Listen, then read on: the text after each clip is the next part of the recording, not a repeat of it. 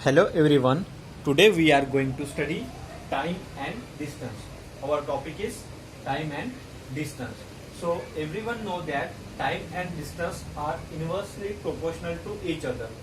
Time और distance एक दूसरे को inversely proportional है. Inversely proportional means see for example आपको 200 किलोमीटर जाना है. 200 किलोमीटर जाने के लिए आप 60 किलोमीटर पर आवर की स्पीड यूज करते हैं. आपको जाना है 200 किलोमीटर, आप 60 किलोमीटर पर आवर की स्पीड से जा रहे हैं. सो फॉर एग्जांपल 200 जा रहे हैं 60 किलोमीटर पर आवर की स्पीड से, सो आपको 4 आवर्स लगेंगे. कंसिडर कीजिए आपको 4 आवर्स लगेंगे. 200 किलोमीटर 60 किलोमीटर पर आवर की स्पीड से जाने के लिए आपको 4 आवर्स लग रहे हैं. सो अगर आपको सेम 200 किलोमीटर ही जाना है बट अभी आप 70 kilometre per our 70 kilometre per our की स्पीड से जाएंगे तो आपको कितना टाइम लगेगा? एग्जैक्ट तो नहीं बोलूंगा कि 3 आवर्स लगेंगे बट ऑब्वियसली 4 आवर्स से कम लगेंगे. 3.5 आवर्स में आप चले जाएंगे. मीन्स स्पीड और distance they are inversely proportional to each other. एक दूसरे को इनवर्सली प्रोपोर्शनल होते हैं. सो आज हम देखेंगे time and distance.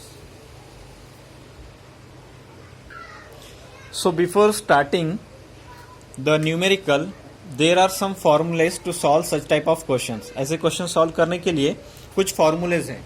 So first formula है distance is equal to speed into time.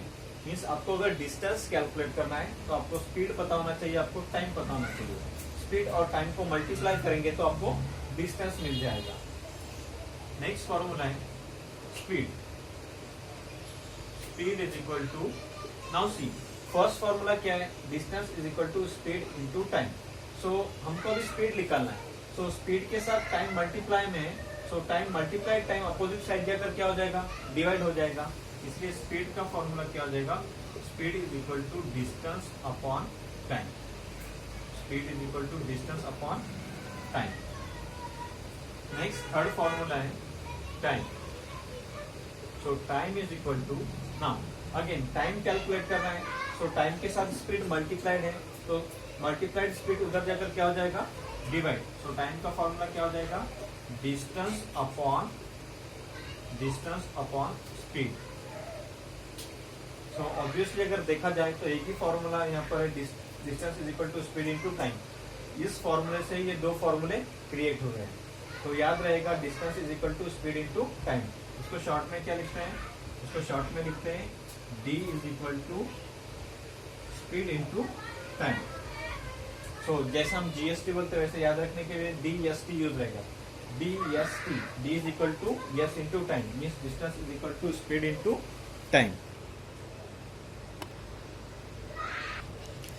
There are two important statements.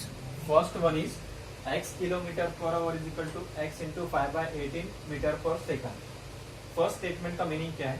अगर कोई वैल्यू किलोमीटर पर आवर में है उस वैल्यू को मीटर पर सेकंड में कन्वर्ट करना है तो आपको उस वैल्यू से 5/18 से मल्टीप्लाई करना है. फॉर एग्जांपल आपको वैल्यू दिया है 36 kilometre per our. 36 kilometre per our. तो इस 36 किलोमीटर पर आवर को आपको मीटर पर सेकंड में कन्वर्ट करना है. मीटर पर सेकंड में कन्वर्ट करना है तो आपको क्या करना पड़ेगा? इस वैल्यू को 5/18 से मल्टीप्लाई करना है. 5/18 से मल्टीप्लाई करेंगे. सो 18 × 18, 18 टू द 36. 2 × 5 कितना हो जाएगा? 2 × 5 हो जाएगा 10. Means 36 kilometre per hour metre per second में कितना हो जाएगा? 10. अगर किलोमीटर पर आवर में 36 है तो मीटर पर सेकंड में वो वैल्यू कितना हो जाएगा? 10 हो जाएगा. Means 36 kilometre per hour is equal to 10 metre per second. Second statement है x metre per second is equal to x into 18/5 kilometre per hour. Means एक आधी वैल्यू अगर मीटर पर सेकंड में है और उसको किलोमीटर पर आवर में convert करना है तो उस नंबर को किससे मल्टीप्लाई करना पड़ेगा, 18/5 से। For example 20 metre per second एक वैल्यू 20 मीटर पर सेकंड, तो इस 20 मीटर पर सेकंड को अगर आपको किलोमीटर पर आवर में कन्वर्ट करना है तो इसको आपको किससे मल्टीप्लाई करना पड़ेगा, 18/5 से मल्टीप्लाई करना पड़ेगा। सो 5 1 5, 5 4 20, 18 इंटू 4 कितना हो जाएगा, 72 किलोमीटर पर आवर। इस 20 मीटर पर सेकंड क्या रहेगा, 72 kilometre per hour. So this two are important statements. Kilometre per hour को मीटर पर सेकंड में कन्वर्ट क्यों करना है, या फिर मीटर पर सेकंड को किलोमीटर पर आवर में क्यों कन्वर्ट करना है और कब कन्वर्ट करना है। सो एक चीज याद रखिए, ऑलवेज याद रखिए कि जब भी हम कोई भी मैथमेटिक्स सॉल्व करते हैं तो ऑल वैल्यूज सेम यूनिट में होना चाहिए। सेम यूनिट मीन्स एक यूनिट अगर मीटर में है तो दूसरा यूनिट भी मीटर में ही होना चाहिए। एक यूनिट अगर सेंटीमीटर में है तो दूसरा भी सेंटीमीटर में होना चाहिए। एक अगर यूनिट मिनट में है तो दूसरा यूनिट भी मिनट में होना चाहिए। एक यूनिट किलोमीटर में है तो दूसरा भी किलोमीटर में होना चाहिए। कोई भी यूनिट सेम होना चाहिए, तभी हम उस मैथ को सॉल्व कर सकते हैं, अदरवाइज हम उसको सॉल्व नहीं कर सकते। So most of the times बहुत बार क्या होता है कि दोनों यूनिट सेम नहीं दिया जाता है, कोई यूनिट किलोमीटर में दिया जाता है और कोई यूनिट मीटर में दिया जाता है। तो फिर हमको क्या करना है, इस मीटर को किलोमीटर बनाना है, और कैसे बनाना है ये रूल यूज करता है। सो वैल्यू ऑफ यूनिट्स अगर डिफरेंट है तो यूनिट सेम करना होगा, फिर हम वो मैथ सॉल्व कर सकते हैं। तो मैथ सॉल्व करने के लिए दो चीजें याद रखो, किलोमीटर पर आवर को मीटर पर सेकंड में कन्वर्ट करना है तो 5/18 से मल्टीप्लाई करना पड़ेगा, और मीटर पर सेकंड को किलोमीटर पर आवर में कन्वर्ट करना है तो 18/5 से मल्टीप्लाई करना पड़ेगा।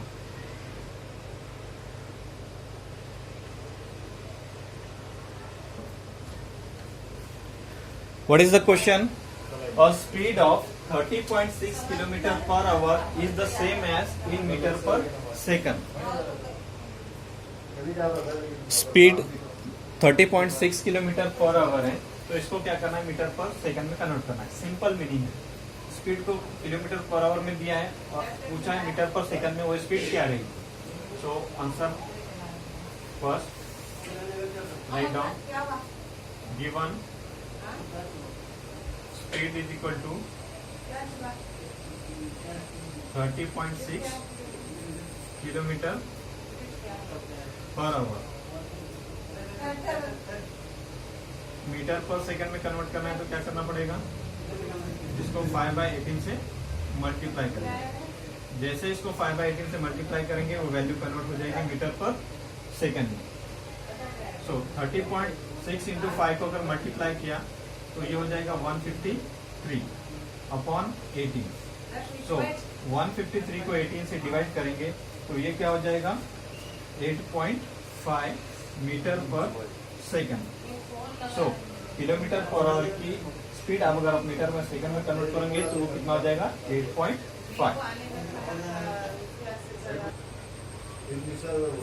A man riding his bicycle covers 150 meters in 25 seconds.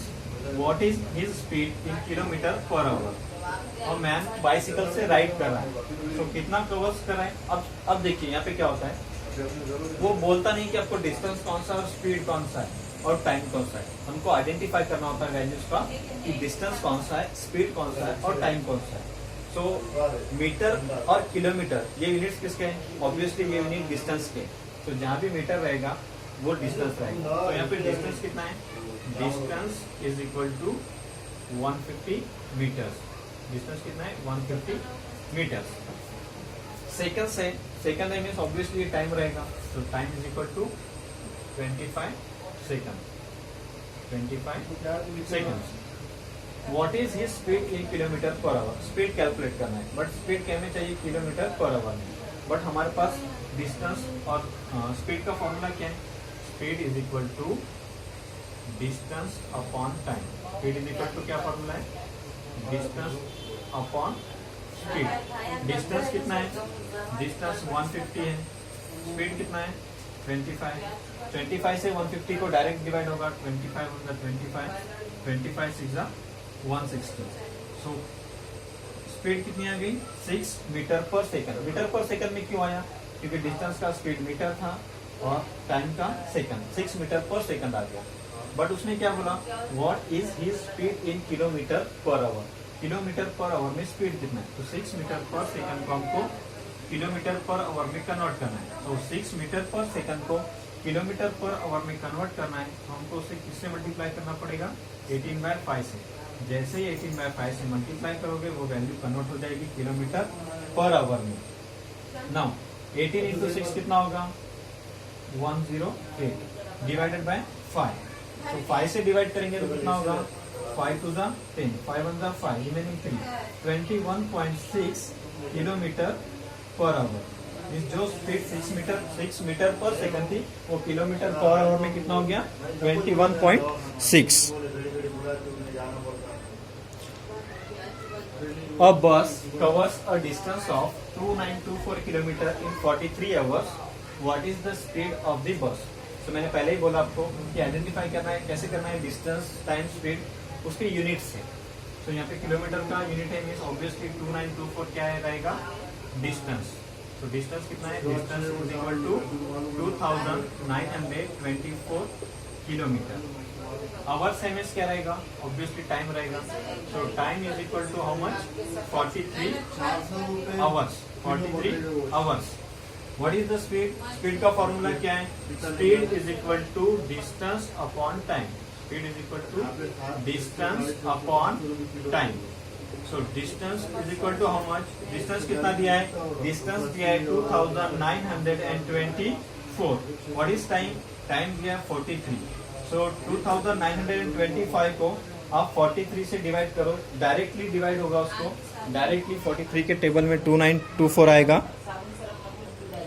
Answer कितना आएगा डिवाइड करने के बाद, 68 kilometre per our, 68 kilometre per our. ये था किलोमीटर, ये था आवर्स, इसलिए फाइनल यूनिट क्या हो गया, kilometre per our. Obviously speed एक तो मीटर पर सेकंड में होती है या किलोमीटर पर आवर में, बट ऑलरेडी उसने मेंशन किया है किलोमीटर और आवर, इसलिए फाइनल आंसर क्या रहेगा, 68 किलोमीटर पर आवर। ये वैल्यू हम राइट डाउन नहीं करते हैं, यूनिट हम फाइनली लिखते हैं। इसलिए बस कवर्स डिस्टेंस की स्पीड कितनी रहेगी, 68 किलोमीटर पर आवर।